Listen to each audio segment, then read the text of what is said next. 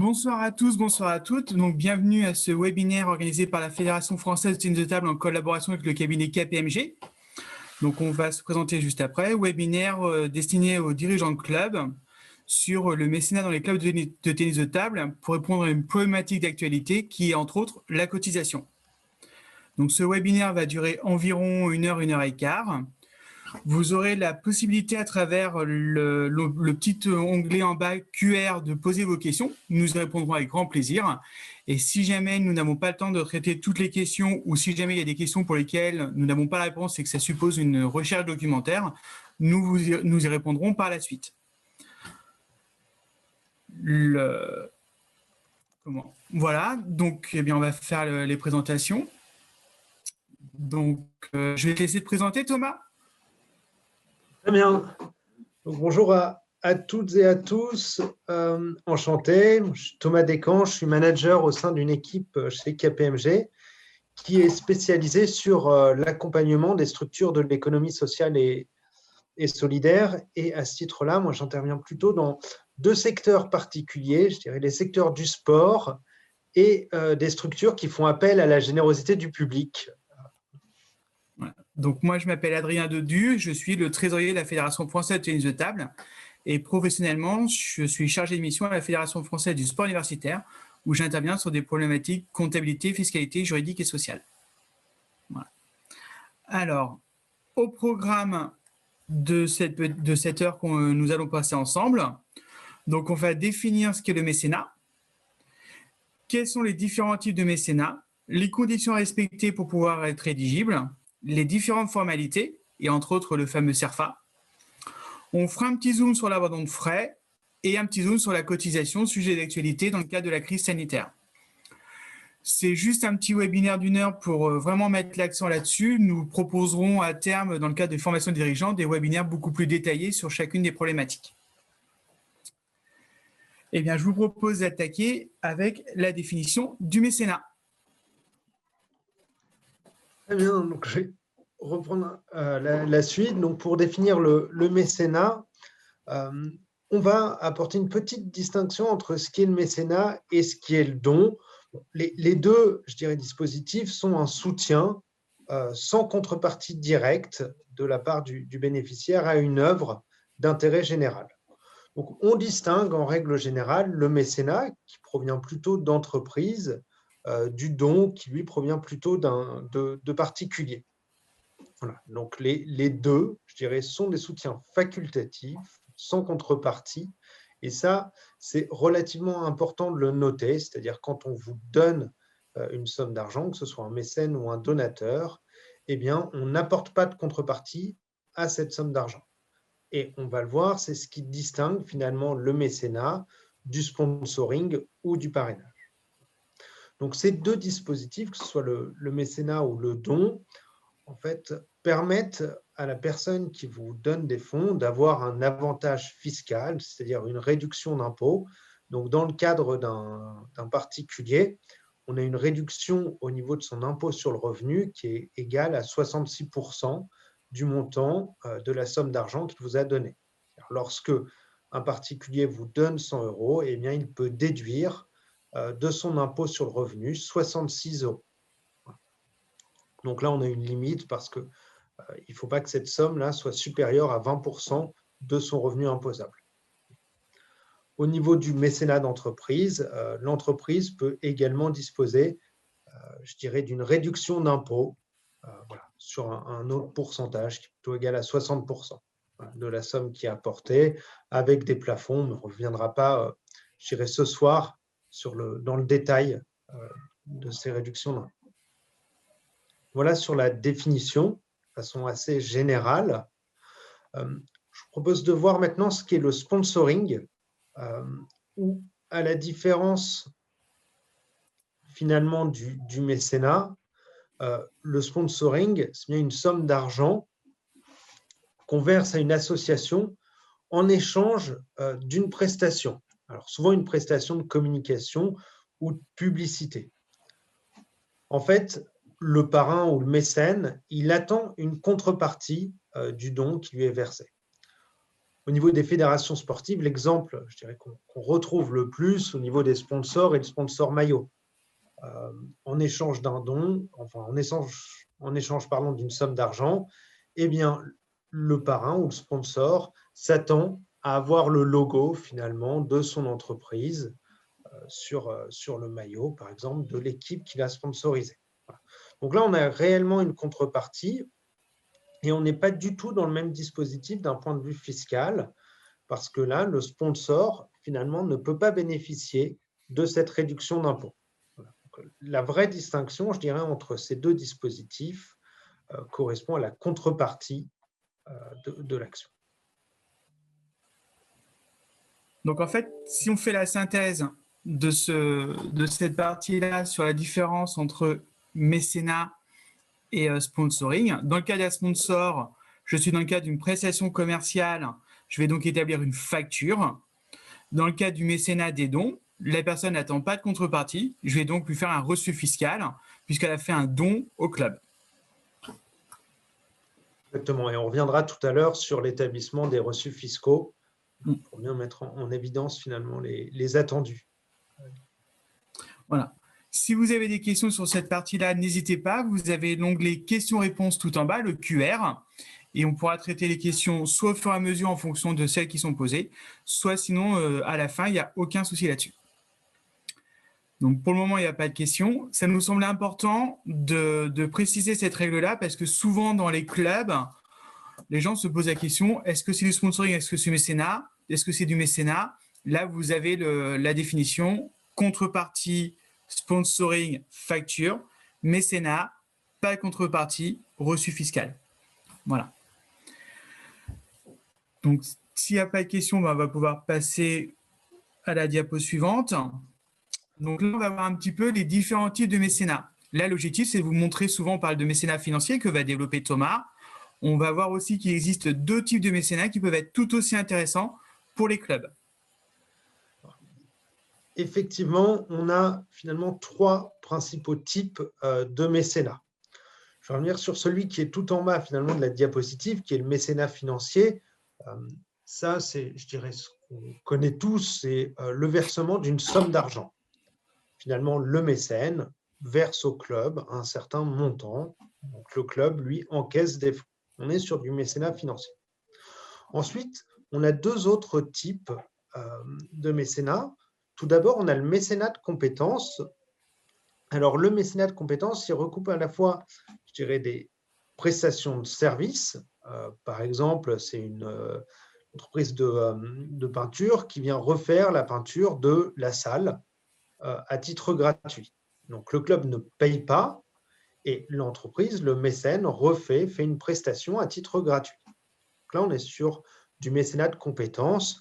Le mécénat de compétences recoupe aussi le prêt de main-d'œuvre. Donc, l'entreprise met à disposition des salariés pour l'association, mais là, c'est très spécifique et il faut faire attention vu que ça doit répondre aussi à des règles particulières. On ne va pas s'étendre ce soir sur le sujet. Ensuite, vous avez le mécénat en nature. Donc là, c'est lorsque finalement l'entreprise donne directement des biens à l'association. C'est par exemple une entreprise qui pourrait vous fournir, vous donner des t-shirts ou des maillots pour la compétition, par exemple. Voilà. Donc on a finalement ces trois types de mécénat qui peuvent être chacun assez intéressants finalement pour l'association. Donc là, on voit bien à travers cette présentation que pour un club, quel qu'il soit, le mécénat financier reste une ressource indiscutable, mais au-delà du mécénat financier, on peut aussi s'interroger sur l'opportunité de développer le mécénat en nature, qui est souvent moins coûteux pour les entreprises, mais qui rend tout aussi service au club. Donc Thomas a donné l'exemple des maillots. On peut également parler, si vous organisez un tournoi, du boulanger qui vous donne toutes les viennoiseries pour le tournoi que vous revendez derrière à la buvette.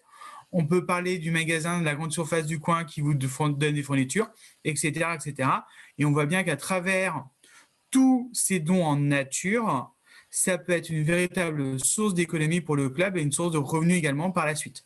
Exactement. Sur le mécénat de compétences et sur le mécénat en nature, finalement, ça vous fait réaliser des économies. alors que le mécénat financier, lui, est vraiment une entrée de ressources, de cash.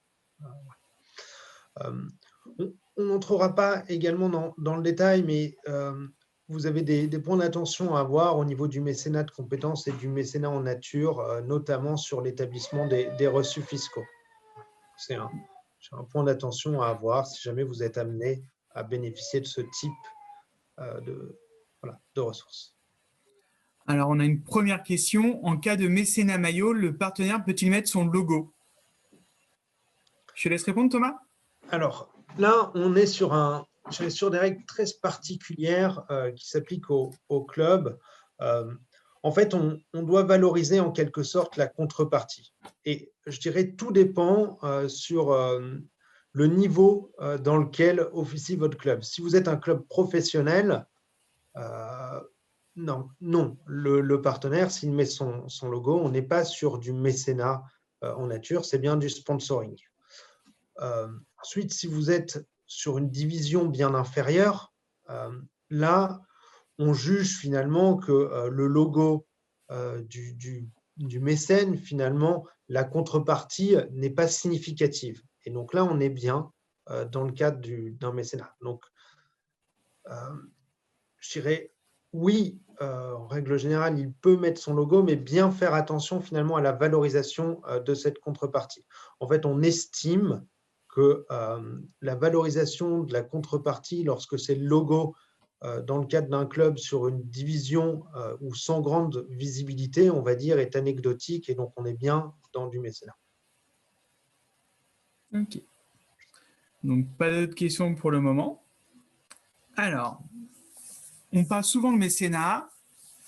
La question qui va se poser derrière, c'est est-ce que je peux être bénéficiaire du mécénat?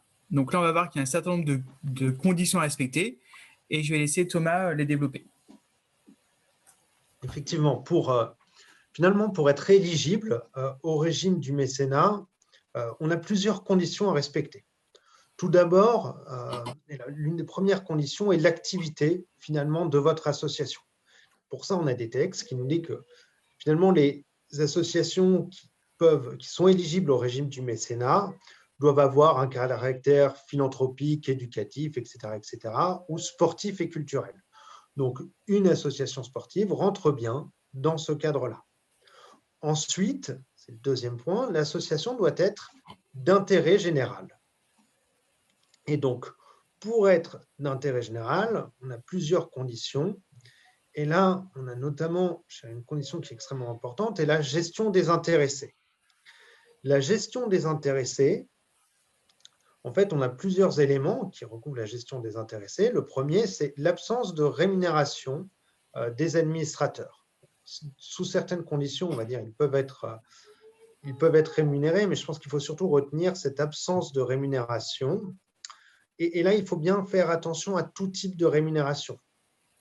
Typiquement, un administrateur qui se ferait verser, je ne sais pas moi, une somme forfaitaire de 50 € ou de 150 € pour le dédommager en quelque sorte du temps qu'il passe à la gestion de l'association, eh bien, dans ce cas-là, on est bien dans le cadre d'une rémunération auprès de l'administrateur et on n'est plus finalement dans la gestion des intéressés. Ensuite, on a deux autres notions sur finalement l'absence de reversement de dividendes, de résultats. Donc ça, a priori, il y a peu de problématiques sur ce sujet et sur quelques notions, notamment sur la rédaction des statuts, si jamais l'association était amenée à s'arrêter. Mais vraiment faire attention à ce point de gestion des intérêts. Ensuite, les dons doivent financer exclusivement l'activité non lucrative. Donc là, attention pour les clubs qui auraient une activité lucrative. Il y a vraiment un point d'attention à avoir. Et enfin, le dernier élément est le fait de ne pas financer ou que l'association ne fonctionne pas finalement au profit d'un cercle restreint de personnes. Donc là, à partir du moment où votre club est ouvert à tous, on n'a pas de problème non plus à ce sujet-là. Donc, a priori, selon ces critères-là, pour la majorité des clubs de tennis de table, il n'y a pas de souci particulier à pouvoir bénéficier de mécénat. L'objet de l'association étant le sport, pas de souci particulier. La gestion des intéressés, Je ne doute pas, en tout cas de ce qu'on connaît des terrains, que les dirigeants ne sont pas rémunérés ou indemnisés sous quelque forme que ce soit pour remplir leur mission. Donc, on est plutôt dans une gestion des intéressés.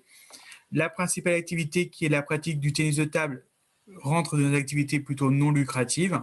Et les clubs étant ouverts à tous, a priori, pour la plupart d'entre vous, pour la plupart d'entre vous, les clubs sont éligibles au titre du mécénat.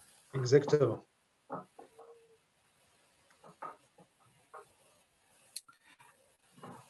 Est-ce qu'il y a des questions sur cette partie? Non? Alors, on va rentrer un petit peu plus dans le vif du sujet en parlant de ce qu'on appelle le CERFA.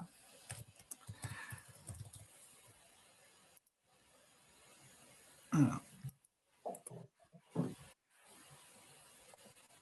Donc, en fait, quand on va recevoir un don, on va devoir établir un reçu fiscal, comme quoi on a bien reçu un don. Ce reçu fiscal, vous l'avez sous les yeux, il se compose de 2 pages. Donc, on va décomposer les 2 pages pour que vous pourriez prendre le temps de vous expliquer comment le remplir, parce que vous verrez qu'il y a quelques termes techniques. Il y en a beaucoup qui savent déjà le faire, d'autres pas, donc on va prendre un petit peu de temps là-dessus. La première chose que je vais vous montrer, sur laquelle je mettrai l'évidence, c'est déjà à ce niveau-là, il y a un numéro à mettre. C'est-à-dire que tous les reçus fiscaux, comme les factures ou comme les factures, doivent avoir des numéros qui se suivent. C'est la traçabilité qui va vous permettre à l'administration de voir les reçus fiscaux que vous avez émis tout au long de l'année. Ensuite, le bénéficiaire des versements. Donc là, ça va être le nom du club, l'adresse et l'objet. Donc l'objet, on va le retrouver principalement dans les statuts du club. Sur la partie d'en dessous, vous avez toute la liste des structures qui peuvent bénéficier du don. Donc pour les clubs de sport, c'est œuvre ou organisme d'intérêt général. À ma connaissance, et sauf si vous en avez fait une demande particulière, il n'y a pas de club reconnu d'utilité publique. J'attire juste votre attention sur le régime spécifique pour l'Alsace-Moselle éventuellement. Mais sinon, les clubs de sport, les clubs de tennis de table, pour une très très large majorité, pour ne pas dire la totalité, on est œuvre ou organisme d'intérêt général. On va retrouver ensuite les coordonnées du donateur. Donc, si vous êtes dans le cas d'un abandon de frais ou d'un parent qui vous fait un don, ça va être son nom, son prénom, son adresse, son code postal et sa commune. Là-dessus, pas de souci particulier. Ensuite, on va retrouver à ce niveau-là le montant du don, la date de versement du don. Et ensuite, on vous demande par rapport au code des impôts. Alors, si c'est un particulier qui vous fait un don, on est sur l'article 200. S'il s'agit des entreprises, on est sur l'article 238 bis. Et enfin, pour ceux qui sont les très, très grosses fortunes, etc., c'est le 885-05 bis A du Code général des impôts. Donc là, nous ne sommes pas concernés.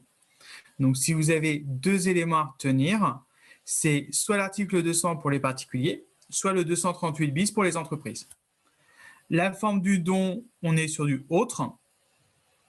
Voilà, on n'est ni sous un acte authentique, donc ça veut dire acte notarié, ni sous un acte sein privé, ni une déclaration, on ne fait pas de déclaration de don manuel. La nature du don, si c'est de l'argent, on est sur du numéraire. Si jamais c'est un autre dispositif, par exemple l'abandon de frais qu'on va voir juste après, on sera sur du autre, ou alors une mise à disposition de locaux, quoi que ce soit. Et en cas de numéraire, on va vous demander s'il s'agit d'une remise d'espèces, d'un chèque ou d'un virement, prélèvement sur carte bancaire. Et ensuite, il vous faudra dater et signer le reçu fiscal. J'insiste sur la date du reçu puisque c'est la date qui va déterminer la période d'imposition qui sera concernée par le montant du don. Ça veut dire que si vous le datez du 31 décembre 2020, c'est les impôts dus au titre des revenus 2020 qui seront impactés. Si vous le déclarez au 30 juin 2021, c'est les impôts 2021, donc payés en 2022, qui seront impactés. Voilà. Donc, la date va avoir son importance. La date ne peut pas être antérieure, naturellement, au moment de la prise de décision qu'on va voir juste après, ou au montant réellement versé pour le don. On attire votre attention sur ces quelques points. Je vais passer la parole à Thomas. Effectivement, quelques points d'attention. Et peut-être avant de parler de ceux qu'on mentionne là sur la slide, un petit rappel, c'est que le reçu fiscal est obligatoire dès lors que vous recevez des dons de particuliers. Donc ça, il faudra le faire finalement pour chaque personne qui vous aura fait un don. Obligatoire pour les particuliers, c'est facultatif pour les entreprises. Voilà. On ne reviendra pas sur les particularités, je dirais, du mécénat en nature, parce qu'il y a quelques points d'attention complémentaires à avoir. Ce qu'il faut savoir, c'est dès lors que vous émettez des reçus fiscaux, il y a la possibilité pour l'administration fiscale de venir contrôler sur place le montant des reçus fiscaux et de faire un rapprochement avec les sommes que vous avez reçues. D'où la nécessité de bien comptabiliser l'opération. Donc, dès lors qu'on fait un don, il faut bien le comptabiliser, bien l'avoir dans les comptes. Ensuite, ces reçus fiscaux, il faudra les conserver pendant 6 ans. Enfin, le reçu fiscal doit être nominatif, c'est-à-dire, et là, il faut bien qu'il soit adressé à la personne qui vous a versé l'argent, donc la personne qui vous a fait le chèque. Il faut bien avoir ce point d'attention-là en tête. Il doit être non modifiable, c'est-à-dire à partir du moment où vous faites le reçu fiscal, il faudra le conserver sur un format non modifiable. Et enfin, c'est ce qu'a évoqué Adrien, numéroté avec des numéros qui se suivent, un peu comme les factures finalement. Donc bien avoir en tête tous ces éléments et avoir, je dirais, un archivage qui permet de conserver l'ensemble des éléments. Ensuite, Adrien faisait le point sur la date.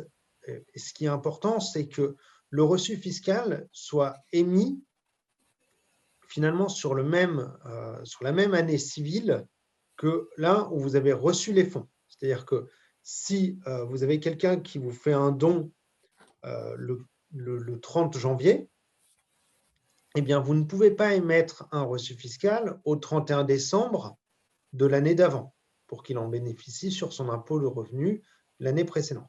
Vous devez bien émettre le reçu fiscal sur la même année sur laquelle vous avez encaissé les fonds.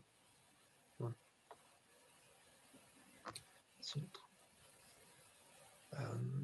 Et après, l'opération doit être comptabilisée, c'est-à-dire que les reçus fiscaux, on le verra par la suite, doivent apparaître dans votre comptabilité, d'où l'importance de remettre l'original à la personne qui vous a fait le don pour qu'elle puisse le déduire au titre de l'impôt sur le revenu et d'en garder une copie pour vous comme pièce comptable qui va apparaître dans votre comptabilité. Alors, on a une question sur... Pardon. Oui, Thomas ? C'est ça, on a une question, c'est si une entreprise fait du mécénat, faut-il préciser le nom du directeur de cette entreprise? Donc non, en fait, le donateur, si c'est lui à titre personnel, oui, c'est son nom qui va apparaître. Si c'est si c'est l'entreprise qui fait le don, dans ce cas-là, ça va être le nom de l'entreprise. Exactement. Et j'ai tout bon? Oui, on ne fait pas un reçu fiscal, je dirais, au nom du directeur d'une entreprise si c'est l'entreprise qui verse. C'est bien pour l'entreprise. Alors, on va faire 2 petits zooms sur des points qui nous semblaient très importants.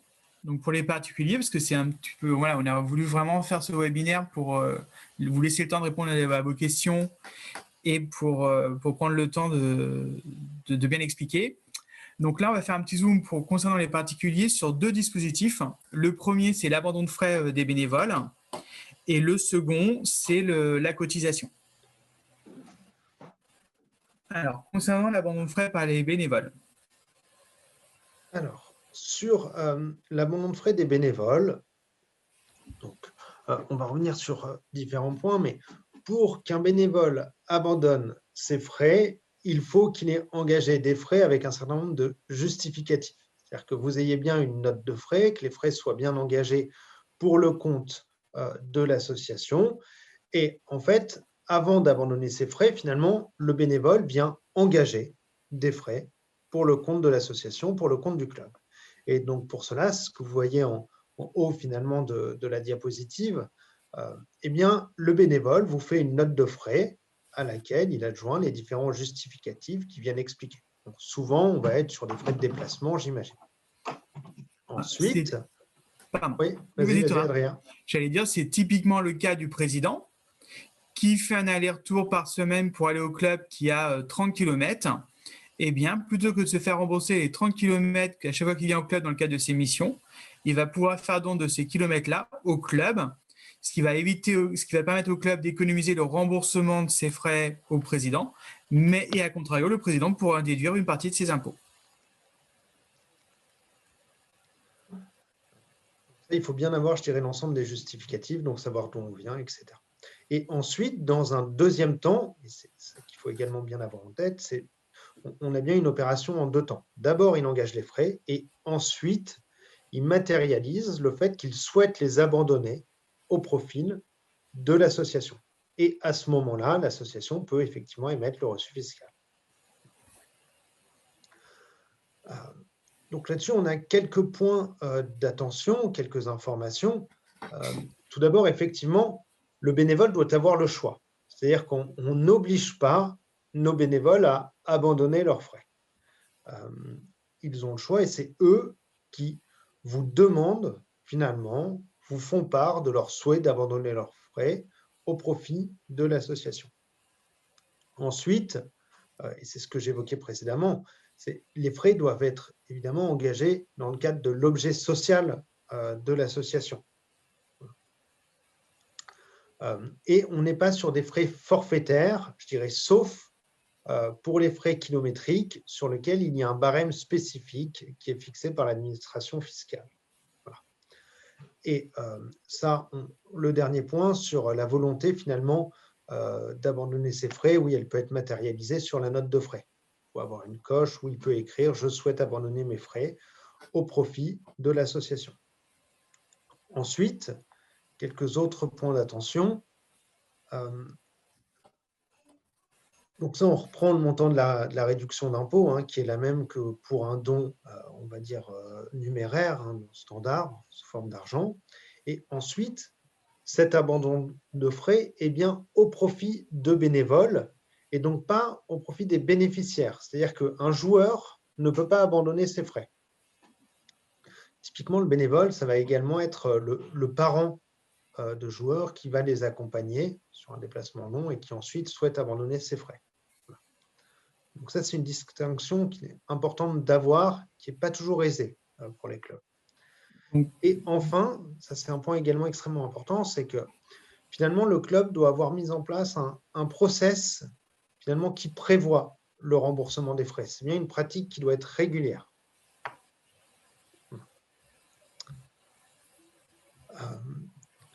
Alors, je vois une question. Alors, oui. Si un entraîneur ne souhaite pas se faire rémunérer, puis-je lui rembourser ses frais kilométriques sans pourtant que ce soit considéré comme une rémunération?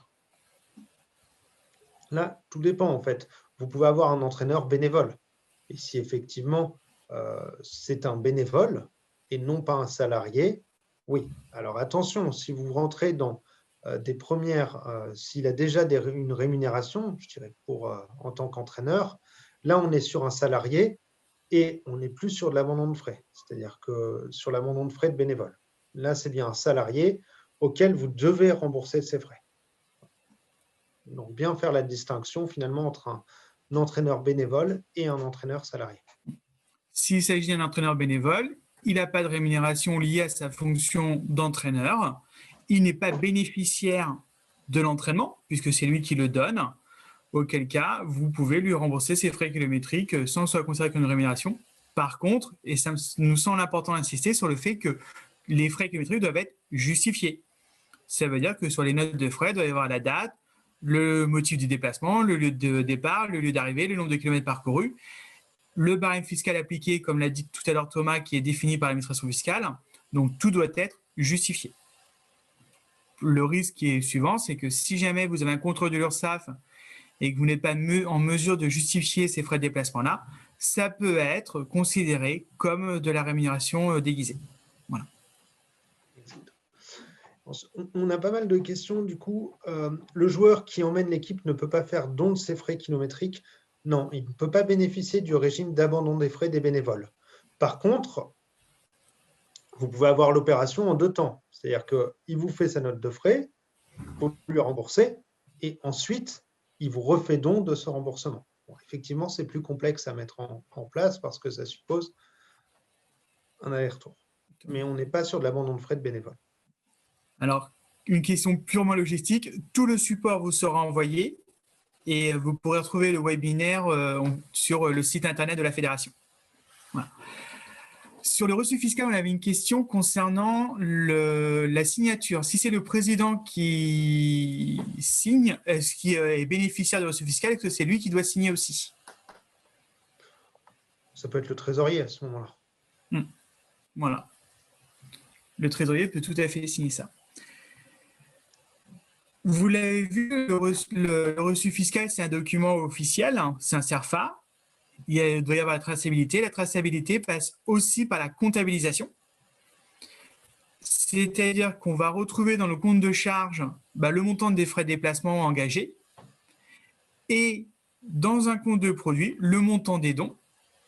Et si vous êtes sur une comptabilité d'engagement, il vous faudra faire l'opération en 2 fois. Ça présente aussi un avantage, c'est que vous connaissez le montant des frais de déplacement nécessaires à l'activité du club et ça vous permet de montrer l'investissement des bénévoles et les dons et le cumul des dons qu'ils ont effectués au profit du club. Voilà, donc au-delà de cette opération comptable, il y a un véritable attrait pour dire aux gens, vous voyez, les bénévoles, si on les avait remboursés, ça aurait coûté tant et ils ont accepté de faire don de ces frais pour un montant de 2. J'insiste bien également, parce qu'on le voit souvent dans certains clubs, les bénévoles, et comme l'a dit Thomas tout à l'heure, les bénévoles doivent avoir le choix. C'est pas soit on fait l'abandon de frais, soit il n'y a rien, quoi. C'est vraiment un choix de la personne. Sinon, ça revient à obliger la personne à en faire don. Donc, c'est pas possible. Et par expérience, l'administration fiscale, une fois, avait annulé un certain nombre de CERFA au motif que l'association, si elle avait dû rembourser les frais de déplacement qui étaient passés en don, l'association n'aurait pas eu la capacité financière de tous les rembourser. Donc voilà, donc l'administration fiscale va trouver des critères pour déterminer si les bénévoles ont bien le choix ou pas. Voilà. Donc c'est un dispositif qui peut être très intéressant, c'est un dispositif qui est valorisant, c'est un dispositif qui est engageant, mais voilà, il faut le mettre en place de manière très rigoureuse. On a une nouvelle question, effectivement, en tant que parent accompagnateur, si on accompagne les enfants sur une compétition, eh bien, on peut tout à fait abandonner ces frais au profit du club. Voilà. Donc, le dispositif fonctionne bien pour les parents.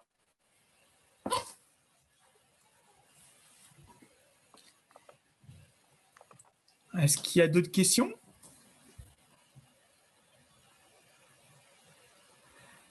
Alors, s'il n'y a pas d'autres questions, on va passer sur le deuxième Zoom de la soirée.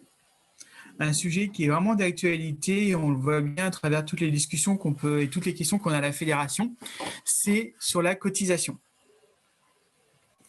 Alors, juste un petit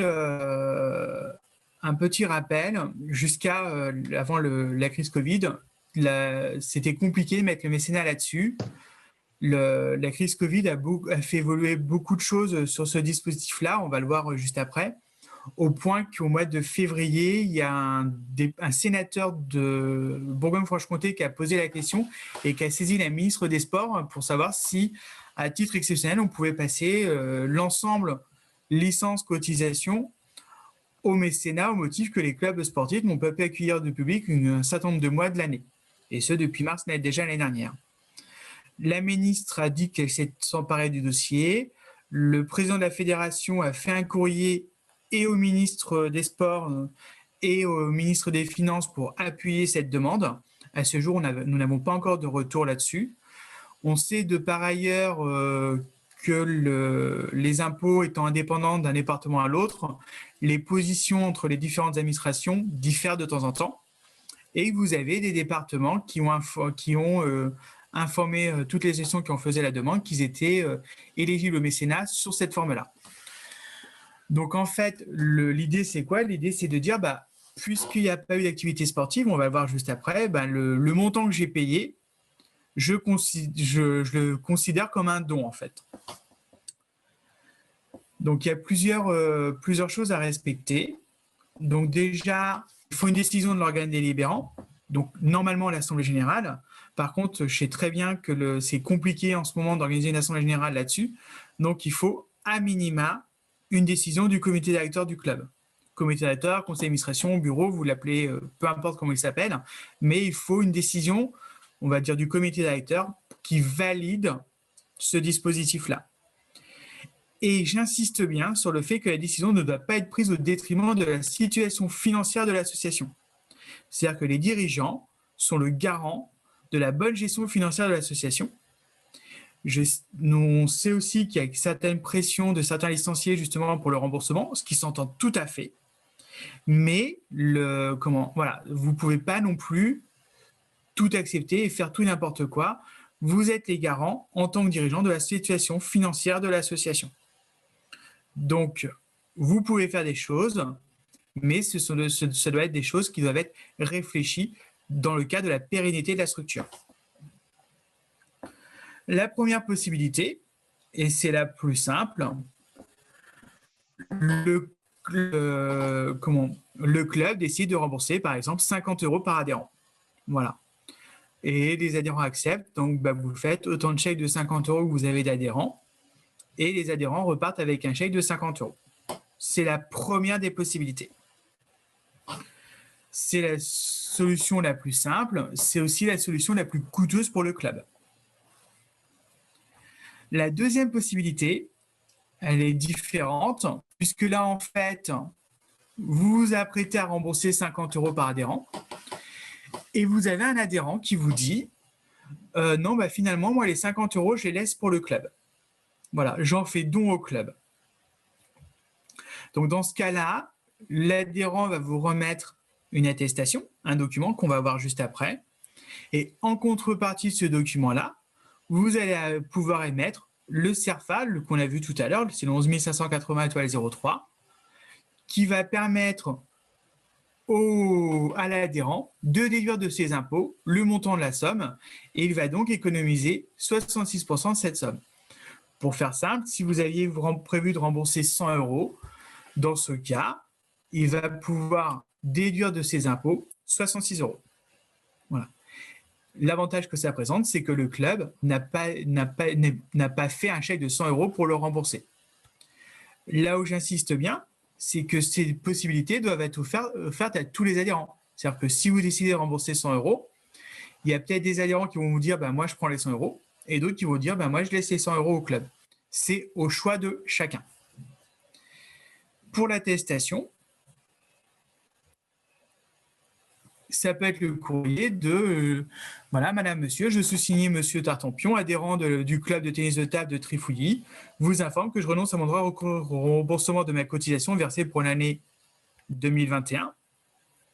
Remboursement décidé par l'organe dirigeant de l'association eu égard aux conséquences de la crise sanitaire actuelle sur l'activité de l'association. Cet abandon de remboursement constitue un don au sens de l'article 200 du Code général des impôts, dans l'attente du reçu fiscal qu'il faudrait bien m'établir. Voilà. Vous pouvez aussi faire un courrier en disant le comité directeur a décidé de rembourser 100 €. Qu'est-ce que vous souhaitez faire? La première coche, je décide de percevoir les 100 €. Deuxième coche, je décide de faire don des 100 € au club. Voilà. C'est aussi en formalisme, ça marche très bien. Pour répondre à une question qui nous est posée, deuxième possibilité, est-ce encore possible pour 2021 pour une cotisation payée en septembre 2020? Donc, de toute façon, on ne peut pas faire un retour en arrière. Et comme il faut une décision de l'organe délibérant, donc ça ne peut être fait qu'en 2021 maintenant. Mais pour compléter, Adrien, effectivement, la cotisation qui a été payée en septembre 2020 concerne la saison 2020-21. Et donc, l'abandon, le remboursement sur la cotisation, vous pouvez le faire maintenant, mais concernant la saison 2020-21. Donc oui, c'est possible, même si la décision sera prise maintenant et si le reçu fiscal sera fait sur l'année 2021. Voilà. Si jamais la personne, vous remplissez le courrier pour abandonner, finalement, pour ne pas se faire rembourser. Mais vous pourriez aussi la reverser, refaire un chèque maintenant, en mai ou en juin, 2021 par rapport à une cotisation qui vous a été versée en septembre ou en octobre. Alors, on a une autre question. Dans l'optique où le club propose plutôt qu'un remboursement 2020 de faire une cotisation gratuite pour 2021, quelles peuvent être les modalités de don pour ce club? Non, là, on n'est plus sur la même chose. Finalement, c'est le prix de votre cotisation 2021-2022 que vous baissez. Donc, on n'est pas sur le même régime. Et c'est d'autant plus vrai qu'en fait, le remboursement 2020, que ce soit sous forme de don ou d'argent, c'est au choix de l'adhérent. Là, ça veut dire que tout le monde a une cotisation gratuite. Donc, on n'est plus sous la forme d'un don. En fait, il faut bien repartir de la définition du don qu'on a pu évoquer en début de présentation. Le don, c'est quelque chose de facultatif. Donc, c'est pour ça que la personne a le choix de se faire rembourser ou non. Et vous avez une absence de contrepartie. Donc, quand tout à l'heure, Adrien évoquait le fait que finalement, en dehors du Covid, on ne peut pas avoir ce dispositif, c'est parce que lorsque vous avez un adhérent qui paye sa cotisation pour le club, il en attend bien une contrepartie. Il vient faire ses entraînements, il vient faire ses matchs, il a accès finalement à l'ensemble, je dirais, du matériel du club, etc., etc. Donc, il y a bien une contrepartie. Là, part du principe qu'en raison de la crise, finalement, le club n'a pas été en mesure de fournir cette contrepartie à l'adhérent. C'est pour ça que vous proposez le remboursement, en fait, parce que vous n'avez pas pu fournir le service qui était attendu en face de cette cotisation. Donc là, on a la première étape qui correspond finalement à la proposition de remboursement. Et ensuite, dans un second temps, la personne peut décider finalement de ne pas se faire rembourser. On a bien cette étape, on a bien ces deux étapes, je dirais, différentes. Alors que sur la cotisation 2021, finalement, on est sur la prestation, entre guillemets, que vous ferez sur la saison 2021-2022. Ce n'est pas tout à fait la même chose.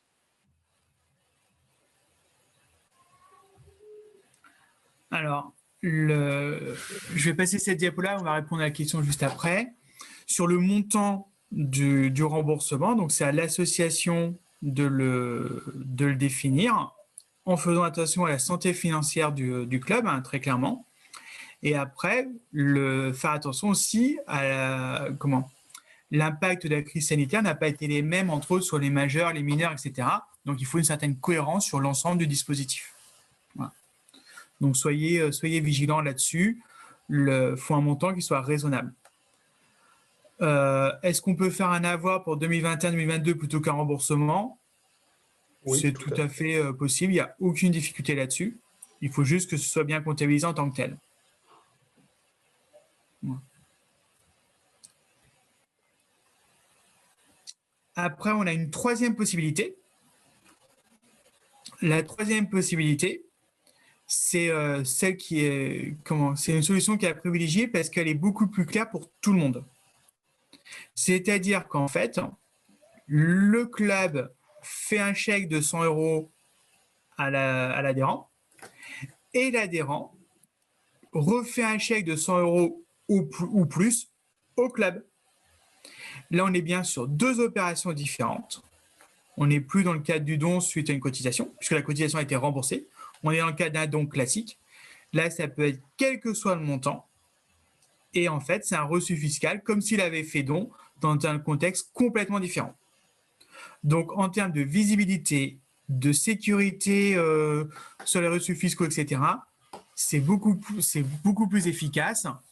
Et c'est vraiment la solution à privilégier, même si j'entends bien que c'est la solution administrativement qui est la plus complexe, puisque ça veut dire que le club va faire un chèque à l'adhérent va refaire un chèque et le club va faire un reçu fiscal. Voilà. Mais en termes de visibilité et de dispositif, c'est la solution vraiment la plus sécurisée. Et encore une fois, le montant du chèque de l'adhérent peut être d'un autre montant que le montant du remboursement. Exemple concret, si jamais vous décidez de rembourser 100 € à l'adhérent, eh bien, dans ce cadre-là, il peut très bien vous faire un chèque de 150 € et il va déduire 66, des impôts 66% de 150 €. Donc, finalement, moins que le montant de la cotisation qu'il a payé. Voilà. Donc, c'est un dispositif qui peut être intéressant et qui peut être mis en place. Voilà. Quelques informations sur ce dispositif. Donc, le montant de la déduction fiscale, pas de souci, c'est toujours le même montant. Donc, c'est 66% du montant du don. Attention aux émissions d'un reçu à tort. Il peut y avoir l'amende qui est égale au montant du don et une amende complémentaire éventuellement. Mais là, c'est au cas par cas. Et c'est important, le point suivant est aussi important parce qu'en fait, quand vous mettez cette politique-là en place au sein d'un club, il faut bien avoir à l'esprit que si vous ne laissez pas le choix à la personne, ça exclut de facto toutes les personnes qui ne sont pas imposables, car on insiste bien depuis tout à l'heure sur le fait que c'est une déduction fiscale, ça veut dire qu'on le déduit des impôts. Ce n'est pas un crédit d'impôt, donc si la personne ne paye pas d'impôt, elle n'obtient pas le remboursement. Donc, étant sur une déduction fiscale, si jamais vous ne laissez pas le choix aux personnes, c'est-à-dire que c'est soit tu en fais don, soit on rembourse, de toute façon on ne rembourse pas. Dans ce cas-là, de facto, toutes les personnes qui ne payent pas d'impôt sont exclues. Voilà. Et après, juste pour mémoire, le montant du don est limité pour les particuliers à 20% du revenu imposable. Et enfin, autre point important, c'est comme tout à l'heure pour la comptabilisation. C'est-à-dire que si jamais vous le mettez en place sur la partie cotisation, eh bien mon compte de produit cotisation va diminuer du montant que je vais rembourser et mon compte de don va augmenter du montant des dons dont le club a bénéficié. Si jamais sur une comptabilité d'engagement, il vous faudra passer par un compte de tiers. Voilà. Donc là, on vous a donné les clés de ce dispositif-là par rapport à tout ce qu'on voit circuler, etc. Voilà. Vous voyez bien que c'est quelque chose qui peut se réfléchir, qui peut être mis en place. On vous a donné les clés lors de ce webinaire. Par contre, voilà, c'est une décision qui doit être mûrement réfléchie qui est engageante pour l'association. Est-ce qu'il y a des questions? A priori, non. Et on a toujours nos 31 personnes. Vous êtes 31 connectés ce soir.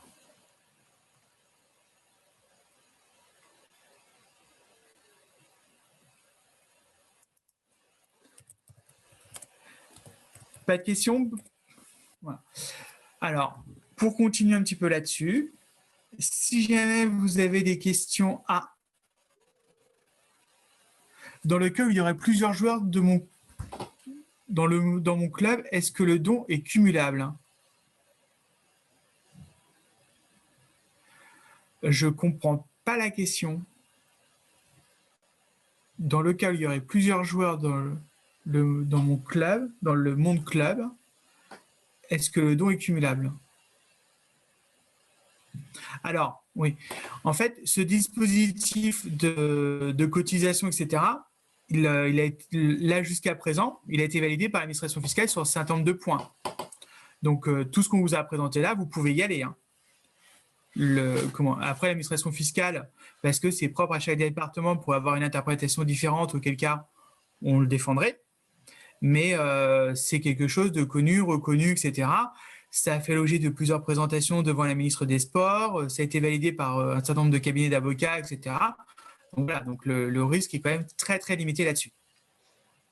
Pour répondre à la question, pardon, Adrien, de Bruno, c'est le don est-il cumulable par joueur? Donc, effectivement, si vous avez une famille, je dirais, avec plusieurs enfants qui sont membres du club, eh bien, les parents qui ont fait les chèques peuvent bien bénéficier, on va dire, du dispositif plusieurs fois. Une fois par cotisation, on va dire. Donc ça, il n'y a pas de problème. Attention ensuite au plafond, on va dire, en fonction des revenus de chacun. Il faut vraiment prendre le don, en fait, comme si vous faisiez un don au Resto du Cœur ou à Emmaüs, sans citer nom, peu importe. Hein. Mais voilà, c'est-à-dire que dès que je fais un don, j'ai un reçu fiscal et je peux cumuler mes reçus fiscaux sur toute l'année. Il n'y a aucun souci particulier du moment que je reste dans cette limite-là. On peut très bien imaginer aussi un dirigeant, un bénévole, etc., qui va faire des dons à son club FFTT, mais pourquoi pas au club FFH s'il est dans un club handisport, ou pourquoi pas un club FLGT, etc. Enfin bon, voilà. Donc en fait, tous les dons sont cumulables et ils vont s'additionner quelle que soit la structure, jusqu'à la limite de 20% du revenu imposable. Les dons que vous allez faire pour le sport vont se cumuler avec les dons pour les personnes en difficulté, etc., toujours dans cette limite-là. Donc Alors, là-dessus, il n'y a pas de souci. En effet, c'est effectivement relativement lourd administrativement, mais il ne faut pas oublier que quand vous faites un reçu fiscal, finalement, vous faites un chèque pour le compte de l'État, parce que la personne va déduire ensuite de ses impôts. Donc, il est normal aussi que vous ayez finalement un certain suivi et que vous contrôliez certains éléments. Donc, bien émettre un reçu fiscal par personne, que le reçu fiscal soit bien nominatif, etc., etc. On essaiera de mettre sur le site de la fédération un fichier Excel qui se remplit beaucoup plus facilement pour les reçus, pour vous faire gagner un petit peu de temps.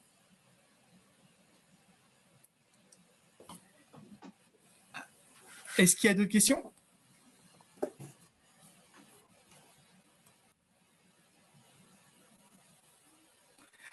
Alors, on a une question. Donc, merci pour la clarté de vos propos. Merci beaucoup à vous.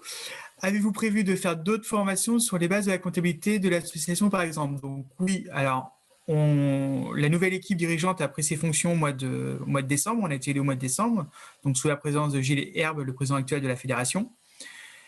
On n'a pas pu mettre en place encore tout ce qu'on veut, et ça n'a pas été parfait, etc. Parce que voilà, il y a la crise, il y a la crise à gérer, et vous voyez bien qu'elle impacte vos clubs, elle impacte aussi les comités, elle impacte aussi les ligues, elle impacte aussi la fédération. Donc, on a beaucoup de choses à gérer sur cette partie-là. Après, on s'aperçoit que les webinaires ou les formations via Zoom, etc., sont des formations qui peuvent être facilement mises en place et très intéressantes. Donc, je pense que c'est quelque chose qu'on va développer. En tout cas, je ferai remonter à Isabelle Vega, qui est en charge de la formation à la fédération. Voilà. Donc, oui, on mettra des choses en place là-dessus. Si vous voulez en savoir un petit peu plus sur le don, donc on vous a mis les liens sur le support du site association.gouv.fr, donc qui est un site gouvernemental sur lequel vous avez certaines informations qui ont été reprises dans ce webinaire. Je vous renvoie également sur le site de la fédération, vous avez deux onglets, un onglet Covid-19 et un onglet webinaire sur lequel vous pouvez retrouver le support de formation et l'enregistrement du webinaire. Le site de KPMG, sur lequel vous avez un certain nombre d'informations, mais également vous avez l'adresse covid19@fftt.email, sur lequel vous pouvez envoyer toutes vos questions et on y répondra avec plaisir. Voilà.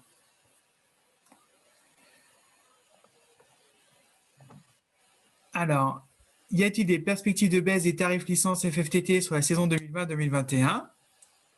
53 minutes sur la question, c'est pas mal. Donc, en fait, c'est une grande problématique, alors pas qu'au niveau de la FFTT, dans beaucoup de disciplines et de fédérations sportives. Pour la fédération, on a fait un autre choix, c'est-à-dire que la fédération ne peut pas, et je vous renvoie sur le webinaire qu'on avait fait sur les premières mesures financières, que vous pouvez regarder en replay sur le site. La fédération ne s'adresse pas directement à ses licenciés, elle s'adresse à ses clubs. Et donc, c'est toute une problématique. Et on s'aperçoit aussi que le moindre effort financier a un impact fort. Exemple concret, si on rembourse schématiquement ou si on fait un avoir, peu importe, de 5 € par licence, tout de suite pour la fédération, c'est 500 000 €. Voilà. Donc en fait, on a fait d'autres choix et on va aider les clubs, les comités et les ligues de manière différente, tout en laissant le soin aux clubs, comités et ligues d'aider les licenciés de manière différente également. Voilà. Sachant que la principale personne qui va aider les licenciés, ça va être les clubs. Après, les missions de la fédération, ligue et comité, ça va plutôt être d'aider les clubs. Voilà. Ça ne veut pas dire qu'il n'y aura pas des gestes financiers là-dessus. Je suis aussi trésorier d'un département et d'une ligue, et les aides qu'on propose vont largement au-delà de l'aide là-dessus. Je dirais que cette organisation-là, si je fais le parallèle avec le webinaire qu'on vient d'animer, c'est un petit peu comme le mécénat en nature. Le mécénat en nature, on a dit tout à l'heure que ça permettait de faire des économies et donc d'utiliser l'argent pour d'autres choses. Et bien là, c'est pareil, c'est-à-dire que la fédération, beaucoup de ligues et de comités vont aider les clubs. Et avec ces aides que vont recevoir les clubs, ça va leur permettre de dégager des fonds pour aider les licenciés. Voilà. Après, le geste qu'a fait déjà la fédération et qui a été voté au mois de septembre l'année dernière, c'est déjà le gel des tarifs pour la saison 2021-2022. Ça, c'est déjà une certitude. Voilà. Après, j'ai une question puisqu'il y a encore des questions qui arrivent. Il y a une question de Thierry. En temps normal, est-ce que la cotisation peut-elle donner lieu, pour simplifier, à l'émission d'un reçu fiscal? Là, non. En fait, il faut bien repartir de la définition qu'on a donnée au départ. Un non, c'est bien sans contrepartie. Et donc, quand vous êtes adhérent à un club, quand vous cotisez, vous attendez bien une contrepartie de la part du club. C'est ce qu'on évoquait tout à l'heure, les entraînements, les matchs, etc. Donc là, on a bien une contrepartie. On n'est pas sur un don, donc on ne peut pas bénéficier du même régime. Et après, il y a une autre question. En temps normal, la part... C'était ça, donc c'est bon. C'était ça, ouais. Et ensuite, on a une autre sur l'assouplissement de la loi E20. Effectivement, c'est un sujet qui est évoqué en ce moment, mais pas d'infos là-dessus. Pas d'infos là-dessus. Alors, est-ce qu'une remise de 50 € sur l'adhésion 2021-2022 pourrait faire l'objet d'un reçu fiscal puisqu'il n'y a pas eu de service de janvier à juin? Donc là, on est sur la saison encore 2020-2021. Donc, ça revient ce qu'on disait tout à l'heure. Oui, à la condition que cette remise soit proposée à l'ensemble des adhérents et qu'elle soit remboursée. Et après, c'est la personne qui va choisir si elle en fait don ou pas.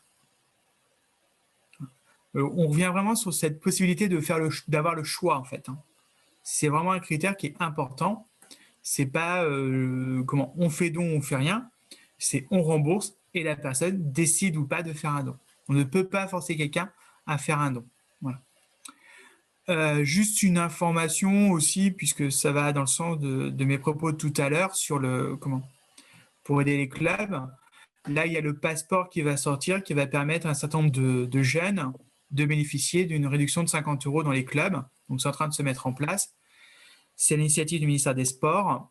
Et donc sont concernées les familles qui ont les revenus les plus modestes. Donc, il y avait c'est principalement les personnes qui bénéficient de l'allocation de rentrée de mémoire, ainsi que les personnes en situation de handicap. Voilà. Donc là encore, il y a plein de dispositifs qui vont se mettre en place et qui vont permettre au club de s'en sortir, en tout cas on l'espère, et de faire une rentrée qu'on veut dans les meilleures conditions possibles. Voilà. S'il n'y a plus de questions, je vous propose de s'arrêter là. A priori, il n'y en a plus. Il est 19h59. Bonne gestion du timing, Thomas. Il nous reste à vous souhaiter une bonne soirée. Encore une fois, tous les supports seront à votre disposition. Et n'hésitez pas, si vous avez des questions alors sur ce dispositif-là ou sur d'autres dispositifs, d'écrire à l'adresse covid19@fftt.email. On y répondra dans les plus brefs délais. Si jamais c'est des questions qui sont vraiment très techniques, on fera les recherches nécessaires. Il n'y a pas de souci là-dessus. Et voilà. Et la fédération a à cœur d'accompagner tous les clubs. C'est pour ça qu'on fait entre autres ces webinaires-là. Donc, n'hésitez pas à les diffuser, n'hésitez pas à en faire la promotion si vous avez trouvé ça plutôt intéressant. Et n'hésitez pas également à nous proposer des thèmes qui pourraient vous intéresser à l'avenir. Voilà. Bonne soirée à tous. Merci à Sandrine qui a assuré la gestion technique. Merci beaucoup Sandrine. Merci à Thomas qui est intervenu ce soir. Donc pour information, KPMG est actuellement l'un des plus gros, tu diras si je me trompe Thomas, mais l'un des plus gros cabinets mondiaux. Et ça a été une chance de les avoir avec nous ce soir. Donc merci beaucoup Thomas. Et merci à Irène qui gère également le secteur de l'économie sociale et solidaire. Et puis bonne soirée à tous. Et puis on est impatient de vous retrouver dans les salles le plus rapidement possible et en tout état de cause, autour d'une table ou derrière une table à la rentrée. Voilà. Bonne soirée à tous. Bonne soirée. Au revoir.